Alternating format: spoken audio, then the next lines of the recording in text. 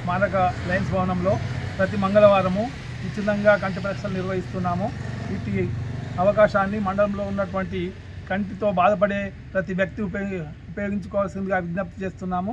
మండలంలోని అన్ని గ్రామాలలో ప్రతి ఒక్కరూ ఈ మేము చేస్తున్నటువంటి సేవా కార్యక్రమానికి వినియోగించుకోవాల్సిందిగా విజ్ఞప్తి చేస్తున్నాము.